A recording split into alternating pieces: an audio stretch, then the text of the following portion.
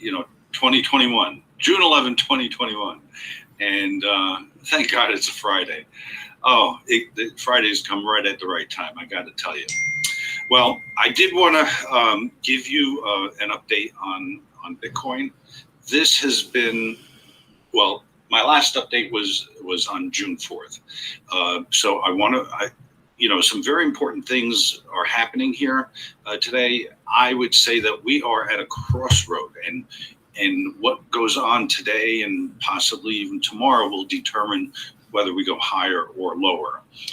So I want to talk to you about those scenarios so that you are informed, because I would hate like hell for you to get sucked into a bear trap. Okay, so with that being said, I am going to switch over here and switch over here. Okay, so I have my chart here. This is a one-day chart. Okay, now my last update was on June 4th, which is right here, and we just came off of we met resistance at the 20-day moving average, which is the center band for the Bollinger Band, and that was fairly significant because we did make a lower low than previously gotten here, and that's a significant thing. But also, what's significant is we rallied up above that. Now, we did 2 days ago break through the 20-day moving average here.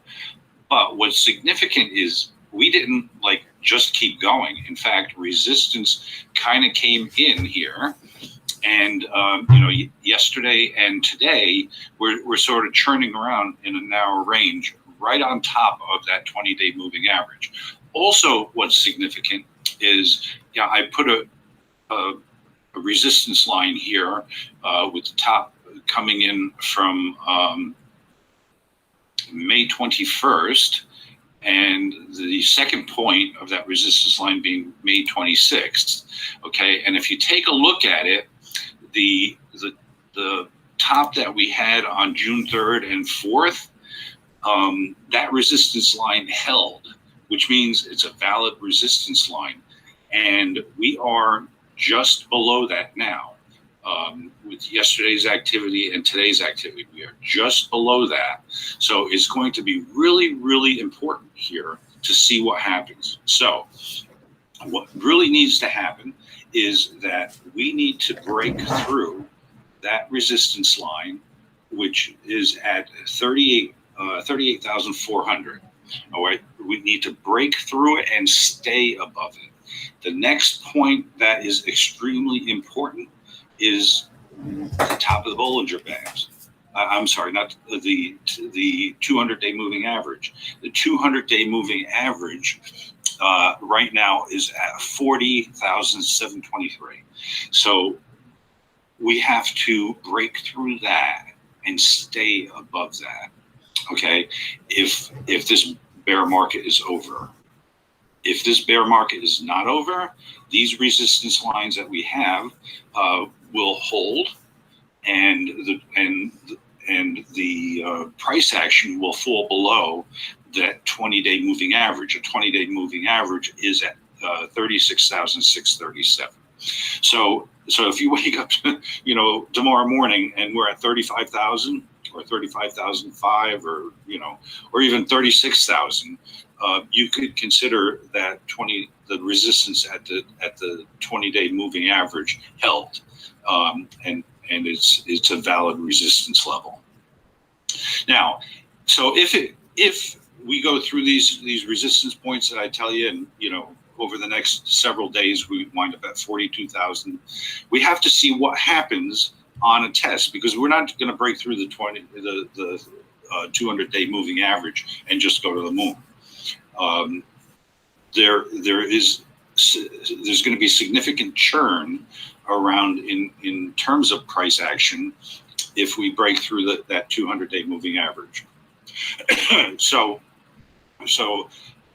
don't get real excited about buying and stuff, the moment we break through the 200-day moving average, it has to hold, and the market has to give sufficient proof that it is holding, because if it doesn't, if you just buy it on the, it breaking through the 200-day moving average, you could get sucked into a bear trap, and then it falls back below the 200-day moving average, and then at that point all hell breaks loose and it just gets slammed. So caution is the word here, and we have to see what happens. Is very, very important. We're really at crossroads here. Like I said, on the upside, we've got to break and hold above the 200-day moving average, which is 40,700 at this point, and truly hold above it. And if we fall down below 36,600, then we're probably going to, in a not too distant future, get a resumption of the downside action.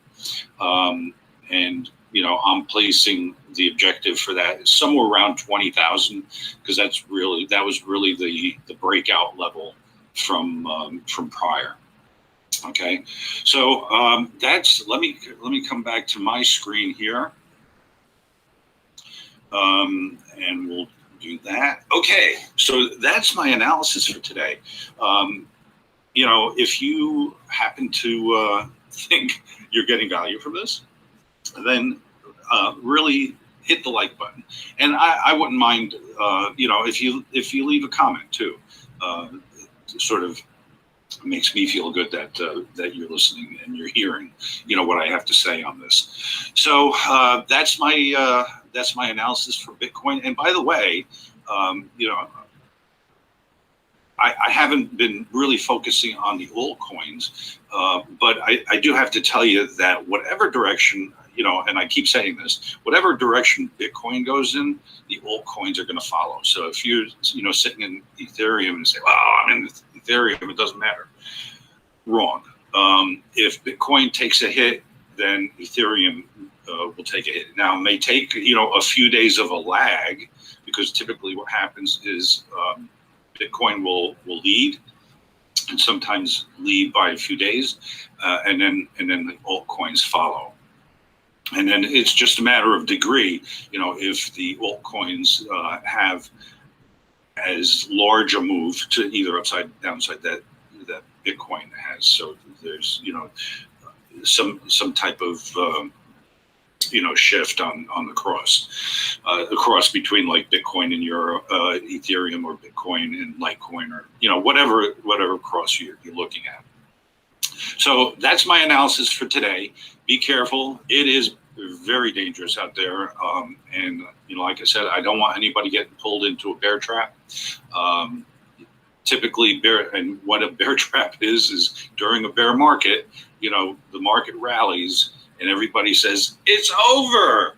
It's safe to go in the water. And then, you get eaten alive. You've seen the movie Jaws, right? Well, there you go. All right, guys, enjoy. Have a great weekend.